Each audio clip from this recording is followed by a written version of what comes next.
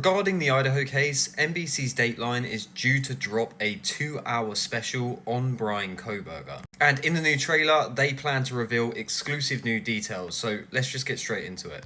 Starting with a pool party Kohberger attended in July, just after he moved to the area in pursuit of his PhD in criminology. Okay, so this Grove pool party is really interesting if Bryan Kohberger attended it. Now, they're saying that he did, and that he received another female's number and actually texted her, providing proof that he was there. But interestingly enough, it's also alleged that actually Xana Kernodle, who would later be one of the victims in the case, was also there as well. And in the 23 times that Nicholas Balance claims that Bryan Kohberger's car was in a 100-meter range of the crime scene prior to the murders taking place, this actually began in July, when this Grove pool party took place, in which Bryan attended, as well as Xana. An interview with a woman who exchanged numbers with Kohberger, then did not return his text.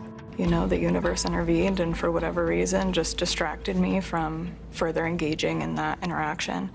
Now, interestingly, this woman claims that Bryan texted her and she quite simply didn't respond. But Bryan Kohberger also had a lot of interactions with individuals there that spoke out a lot sooner, around about August 18th, 2023. And this was by an individual by the name of Bassif, who claimed that he met Bryan Kohberger at the Grove pool party. Now, Bryan had actually been invited to this party by his WSU dorm neighbor, Christian Martinez. And Martinez has actually spoken out in a number of interviews since Bryan Kohberger's arrest. This would be about inviting Bryan Kohberger to that party and the interaction that he had with Michael Kohberger, where Martinez had an interaction with Michael Kohberger in the car park where he explained to him that Bryan had a really tough time making friends. Then when Martinez brought him to the pool party, that's when he met Martinez's friend, Bassif. Even the DJ at the party, Zach Cartwright, spoke out about his interaction with Bryan Kohberger, where he explained that Kohberger simply walked up to the DJ booth and started speaking about a load of technical stuff. But Zach explained that Kohberger had quite a way about him in which he just didn't seem to understand personal space, and that he was getting really close to him and that he was finding it rather off-putting. So he had to dismiss Kohberger by telling him, "Look man, I'm DJing, I'll catch you later." After this brief interaction with the DJ, Kohberger would go and find Bassif by the pool, where Bassif said that Kohberger just abruptly jumped up without warning and approached a woman and had a brief conversation, in which he then took her number. And Bassif watched as he took this woman's number, but as soon as he got it, he turned to her friend and then immediately asked for hers. And she too claimed to give him her number, but never heard from him after that. And they interestingly said that after this party, they both received several hang-up calls. And interestingly, I don't know if this woman is one of the women in which I've just described to you. This could just be another individual in which Bryan Kohberger went up to and took the number off. We'll also reveal records from Kohberger's cell phone that are in the possession of law enforcement, and Google searches regarding the serial killer Ted Bundy.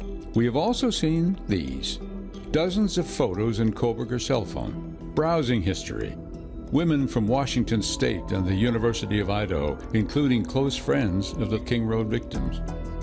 I'm sorry, I don't, how would they have that from his cell phone? I don't know if they mean that they've got access to his previous Instagram account, or someone managed to find his Instagram account and somehow screenshot his likes or something. Or the individuals have gone through their likes and seen that he was an individual that had liked their photos and were close friends to the victims. Like, I don't understand if they're saying that they specifically have it from his cell phone, as I don't know how they would be able to obtain that. But fair play, and if true, that would be super damning. Also, this would be super alarming if there's no warning to the individuals of which are the people that he's either liked or had screenshots of on his phone, as it would just be the obvious reason that you too could have been one of them. They also go on to claim in this trailer that they've obtained records showing that Bryan Kohberger had placed a call to his parents after the murders had occurred, just before he took that selfie. But yeah, certainly an interesting take here. So I might actually go live on the release of this episode, but I'll definitely give you a breakdown after watching it.